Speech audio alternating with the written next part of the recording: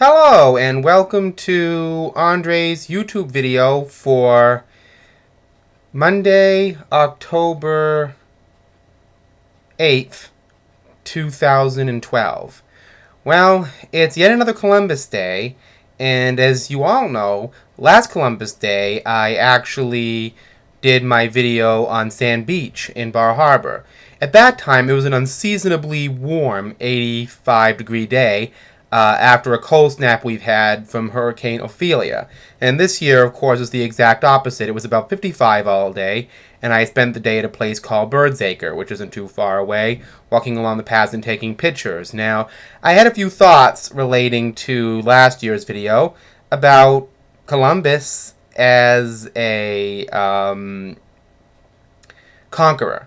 And I've decided, knowing human nature and the fact that he was essentially searching not just for gold and spices, but opium, then not only a treasured, but the only painkiller available for contemporary medicine at the time, that, yes, it's pretty likely he did exterminate the Arawaks, and I can't really put much doubt of that in my mind. But the fact of the matter is, it got me to thinking about what people really value. Columbus Day is a holiday, and some businesses even have their employees take off. And I keep thinking, why are we celebrating a man who was a murderous conqueror who committed genocide? It's a bit strange. And interestingly enough, tomorrow is another holiday of sorts that I am going to be celebrating in my own mind, and that is John Lennon's birthday. He would have been 72 this year had he lived. And that is very much a story that's the opposite of Christopher Columbus. This is a man who was one of the founding members of the Beatles. And he was able to take himself out of his own internal flaws and insecurities and create music and have activities with his wife Yoko that promoted world peace. And he wrote and performed the song Imagine, which a lot of people feel should be the national anthem.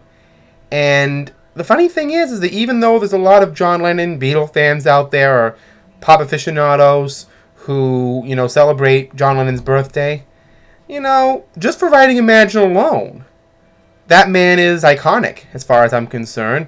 And even though he had flaws, and I'll admit them, he was a person who had a lot of faithfulness problems with his lovers, had a lot of emotional confusion, wasn't always that nice to people, but he managed to take those flaws again and make them into great art.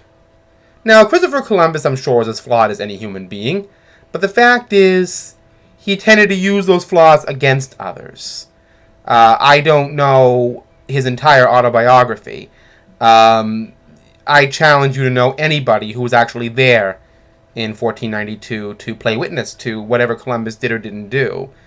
But all I know is that I think we tend to think, especially in America, of heroes as people who defeat somebody, as in a war. They fight a war and they win, and they're victorious.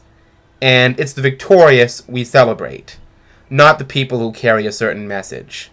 And I think that's an important factor to understand one important thing. What do we value in our heroes? The victorious or the messenger? They're two very different things. And I think we need to understand that. So if you're off, no matter what we're celebrating, have a happy Columbus Day. And for those of you out there who are Beatle, John Lennon fans, happy birthday to John Lennon tomorrow. And, of course, the best, if by some slim chance they would hear this, to Sean, son Julian, Yoko, Cynthia, anybody involved. See you next time.